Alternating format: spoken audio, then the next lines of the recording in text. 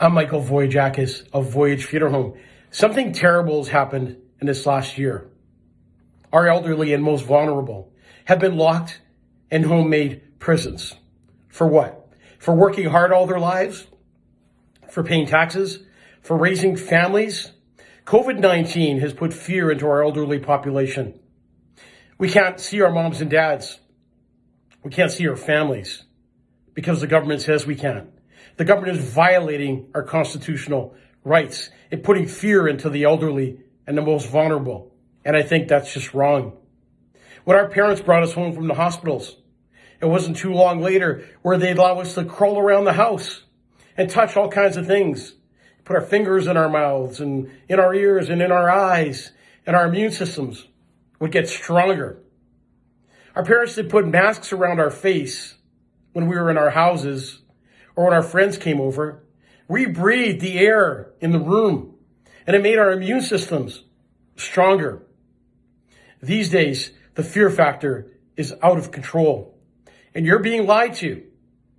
As a funeral director, I can tell you that the numbers that they're reporting are not true numbers. A lot of those numbers are made up to put fear into you. I can tell you when I go to a care home and somebody hasn't been moved around because the care home doesn't have the staff to do it. Every 2 hours, our elderly should be moved from side to side, even the younger people who are in hospitals. And if they're not moved around, the chance of them getting a pneumonia is pretty good. So when they do get a pneumonia and they die, they say that's COVID-19 at a lot of the care homes. To me, that's disturbing because that's not how the person died. When a person is sent home to die because they have cancer, and we have a letter from the government stating that they're going to die at home, and we have an anticipated home death letter that allows us as funeral directors to go to the house and pronounce the person deceased. Some of those people call an ambulance by accident, and their loved one is marked COVID-19. I go into the hospital, into the morgues, and sometimes there's bodies in there like you wouldn't believe, and lots of them are marked COVID-19 because they've been tested, but the test results haven't come back yet. You got to ask yourself, why doesn't Dr. Rusin, get on the news and tell you how many people died of heart disease, which is the number one cause of death? The close second is cancer. How many people died of cancer that day? How many people died of diabetes?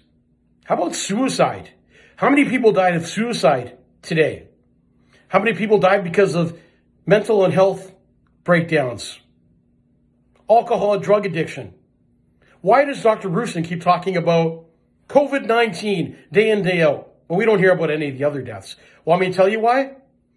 Because you would all be against them at that point. Because you'd see a majority of people are not dying of COVID-19, but dying of underlying conditions that people in their 80s and 90s die from daily. You see, Dr. Rusin, Premier Pelstra, let me tell you something. Newsflash, we're all born to die. And God takes us home when he's ready to take us home. And people in their late 70s, 80s, and 90s, hundreds, are going to die. And most of them have an underlying condition. So you tell us to wear a mask, social distance, wash our hands. So if we can do all that, why can't we see each other? Why can't we be with each other if that works? Or are you lying to us? You need to tell us the truth. You need to tell the people the truth of what's going on. It's disturbing when I get a call for an 80-year-old lady who committed suicide because she was lonely. You see, what you're doing to our elderly is they're lonely and they've had enough. And they have fear factor in them. And they don't want to live through this because it's terrible. It's terrible not to see your mom and dad, or your brother or sister. It's just wrong. And it's violating our constitutional rights, but you're getting away with it. So let's talk about a little 8-year-old boy who passed away. And it breaks my heart as a father and as a funeral director to have to do a service for somebody so young. But what breaks my heart even more is that I have to tell the family that they only can have 5 people in the chapel. And Dr. Rusin says, if we want more people, the 5 people in there, that includes the mom and dad, they need to leave the building, leave the parking lot, and another 5 people could come. How fair is that to a mom and dad that's lost a little 8-year-old boy? But then we have a police officer who died, rest his soul, and he had thousands of people on the streets, and his funeral is going to be huge. but we're not treating people equally. The little 8-year-old boy should be able to have people at his funeral, just like the police officer who died. He should be able to have people at his funeral. It's treating people unfairly, and it's wrong. It's almost like businesses. We're treating businesses unfairly. We're the large corporations, the Costcos, the Canadian Tires, the Walmarts, the Shoppers Drug Marts, lineups outside the stores. But small businesses all around this province are closing down, closing their doors left and right. Bankruptcy is going through the roof. People are having a hard time putting food on their table to feed their family. How can a government sit back and allow this to happen? We voted you in. You're supposed to look out for our best interest. How come there's no flu this year? How come there's no influenza? But it's COVID-19 now. Why are the police officers handing out health violation tickets? Why are police officers arresting parents that are going tobogganing with their kids? Why are police officers attacking kids on a skating rink, taking away their rights to play and to be with each other and to be outside and breathe in the fresh air that God has given us? Did you become a police officer to violate people's rights? Or did you become a police officer to serve and protect? We live in the crime capital, the murder capital, I should say, of Canada, right here in Winnipeg.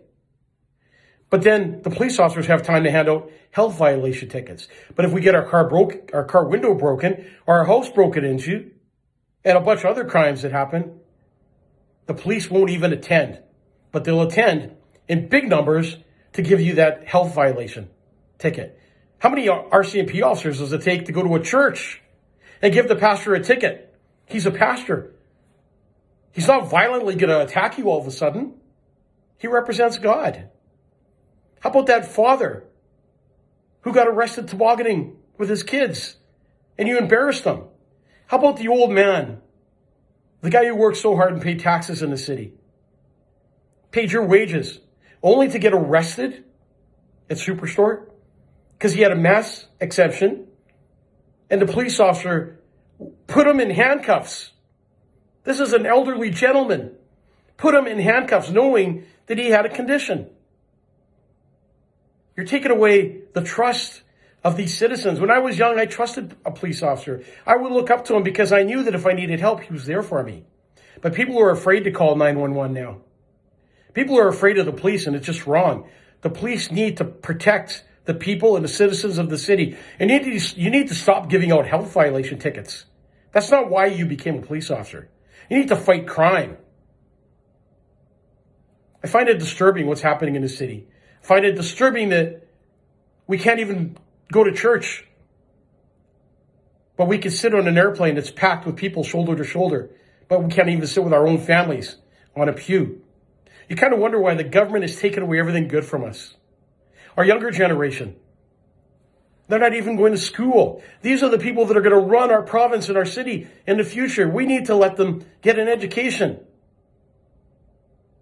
This younger generation needs to learn how to play with one another, what it's like to be outside, to go tobogganing, to play ice hockey.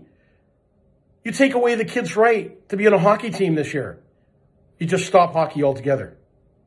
If the problem is the older population, then why don't we take care of our elders? Why don't we take care of the most vulnerable and the most precious people on this earth today, our elderly? Why are we getting extra people in these care homes?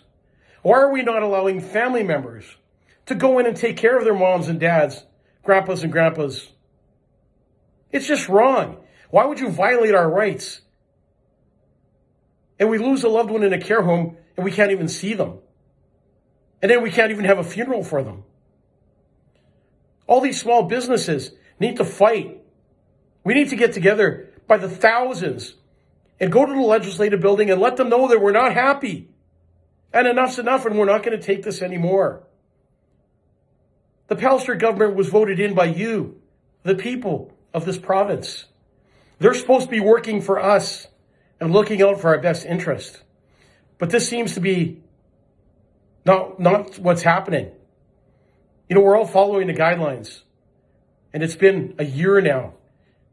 Another 2 weeks. Another 2 weeks. You've taken away Christmas from us. You've taken away our families. You've taken away our jobs, our livelihood. What else do you want from us? People, don't sit there and take this. We need to fight back. I'm not saying that COVID-19 is not real or not dangerous, but we can't stop society because there's been 700 deaths in Manitoba. Those 700 deaths triple and could triple when it comes to heart disease and cancer. So why haven't we stopped the world for that? We need to wake up and realize that there's something bigger happening in the background. We've worked way too hard. We've raised families. We've paid taxes. We have rights. Don't let them violate our constitutional rights to do what's right. I'm Michael Wojciechowski of Voyage Funeral Home. You take care of yourself and each other. Don't lose hope. Tomorrow's a new day. Take care.